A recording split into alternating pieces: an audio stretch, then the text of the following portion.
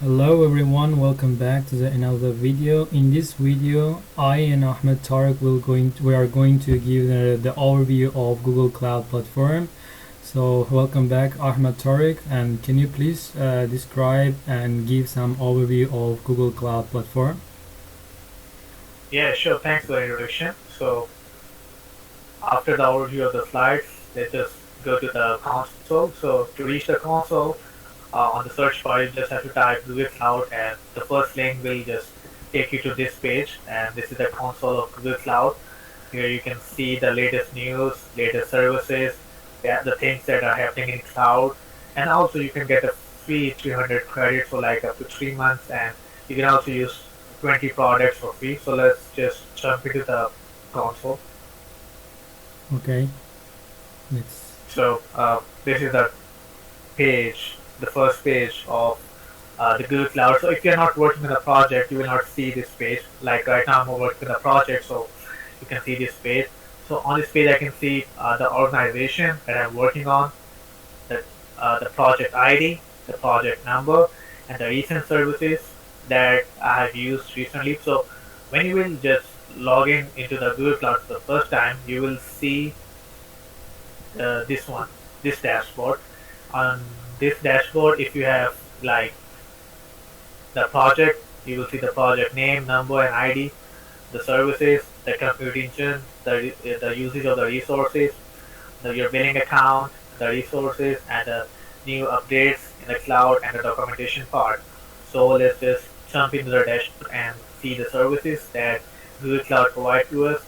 So there are like a lot of services here. You can see that there are some new features, the beta versions of the services, the billing, the API, the IAM services, the compute engine. There are a lot of services. Also, you can search about the services from this search bar, and also we have a Google Cloud, G Cloud, command shell from where you can control and deploy the resources. You have actually like three options. You can deploy the resources using GUI or command shell or from the REST API. So here you can see that I click on that icon and it will just like preparing my command shell. So let's just wait for a minute. Okay,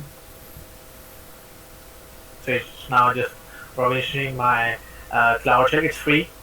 Yeah, that's a good thing that it's free. Because other cloud providers may charge you for your command shell, but Google Cloud give it to you for free.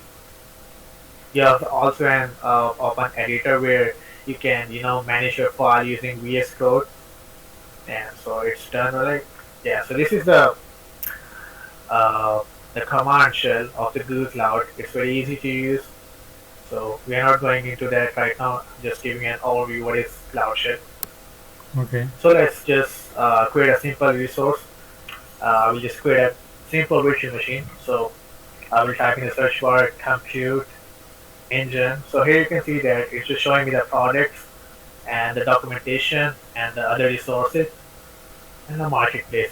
I can also deploy my compute engine from a marketplace, but I will just use a simple service. So here I will click on the compute engine.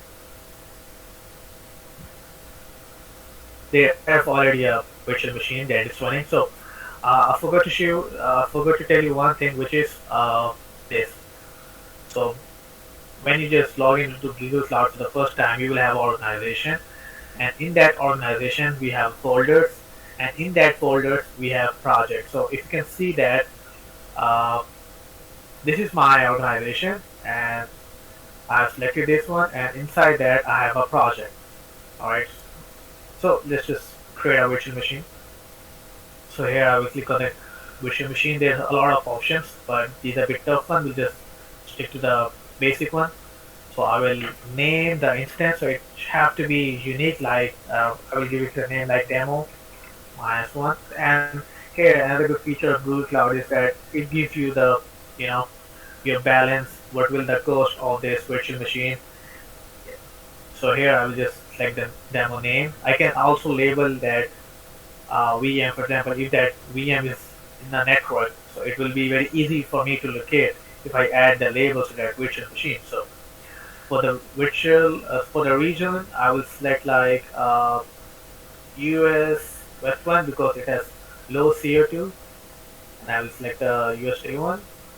And here I can select a virtual machine. So E2 is a general purpose virtual machine. We have N2 and N1. So we will just stick to the free version, and I've selected like a micro one.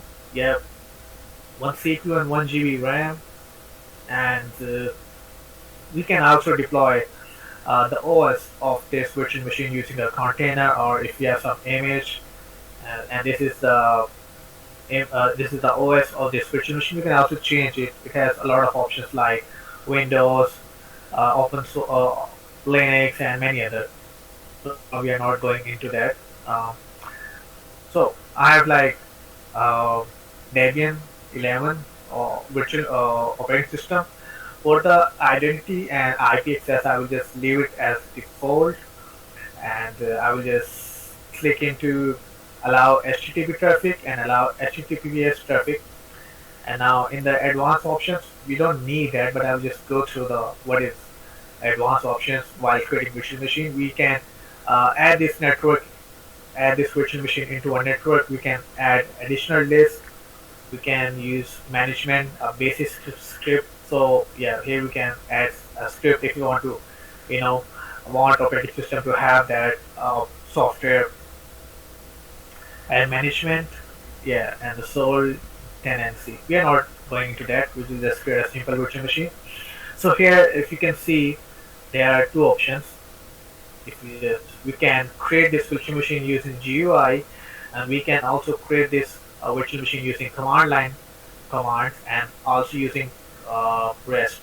If you just like click on uh, you know the equivalent command line option, it can give me uh, the option of the command shell, and I can paste this on my command shell, and it will create the virtual machine. Right now, we'll just click on this create button,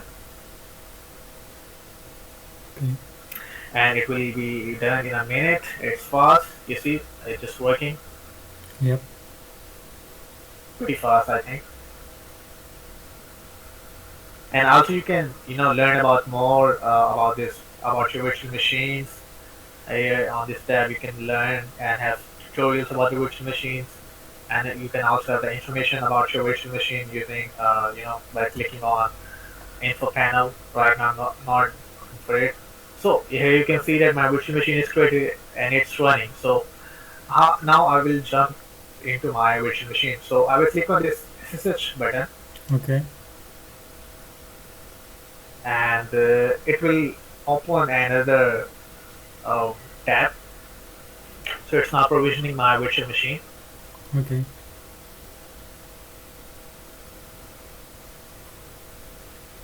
Just a minute, it will just load my virtual machine. It will just establishing a connection with my SSH server. So here you can see that I am now in my virtual machine. Yeah, so here we can create a folder like nkdir, and I'm just creating a folder like camel1. It will just create a folder. If I go like less, here you can see I have a folder. So yeah, Yep. we just closing this uh, tab now. So here so after just going into my virtual machine, I will just like just get out of this virtual machine. Okay. So I think my screen is Stop. stop sharing, Yeah. right? Yeah. Yeah. Right. Yeah, I will just share it. I will just share it in a minute. Sure. No problem. Yeah. Yeah, now you can see my virtual machine. Here I have an external IP and internal IP. Yep. So now I will just yeah, one more thing. If I want to modify this virtual machine, I will just stop this virtual machine, and then I Okay. will do the modification if I want to. Like I will just do some modification in my virtual machine. So now the virtual machine is stopping.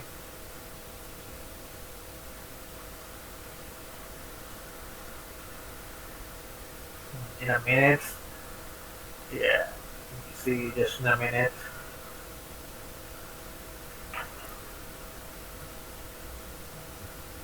Just refresh this page.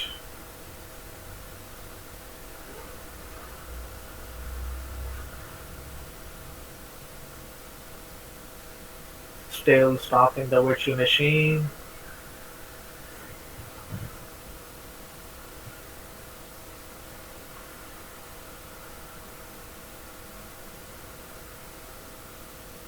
Yeah, I think it will take a 1 or 2 minutes. Yeah, it will just, yeah, a couple Yeah, of minutes, I couple believe. of minutes. Yeah. Yeah, it stopped. It stopped the virtual machine. I'll just refresh my page again.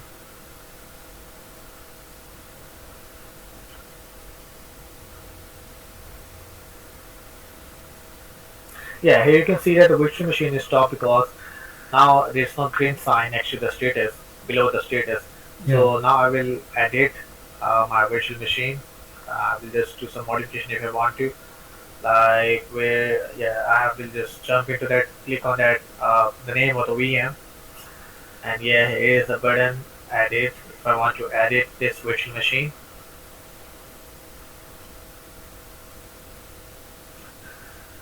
So here I can add the labels if I want to. I can change the machine, so let's change the machine. So I will just go to the E2 small instead of micro. And what else I can do? Um, yeah, I think that's enough. Yeah. Mm,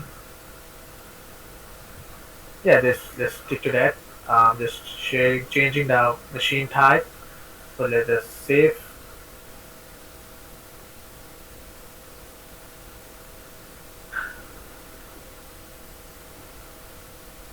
So here my machine type is changed now. Let's see that whether it's really changed or not. Yeah, I have got the notification that the VM is just edited. Click on the virtual machine and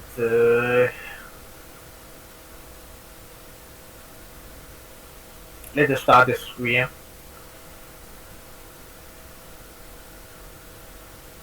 Okay. So from the details, I can see that my virtual machine is updated. I Yeah. think so. Yeah, it's updated. It's just like provisioning the resources again. It will take like a couple of minutes. Yeah, uh, the virtual machine is started. So let's just jump into that virtual machine and see that whether the machine type is changed or not. And where is the machine type?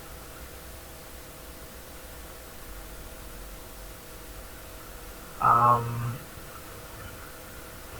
yeah, here you can see that it's changed to E2 micro to E2 small. Yeah. So this gives me an overview of how I can change the machine type. And this for the last part, I will just say how we can, monitor this, how we can see the logs of this virtual machine. So let me just show you how we can see the logs of virtual machine. Yes, so here are the logs of my virtual machine. Anything happen, anything I do with my virtual machine, the logs now, everything is stored in the logs. Yeah.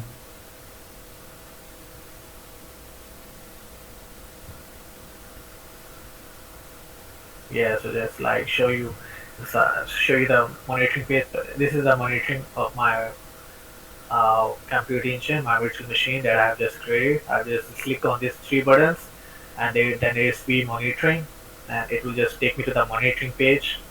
And here you can see that the monitoring, the CPU utilization, memory utilization, and the traffic utilization.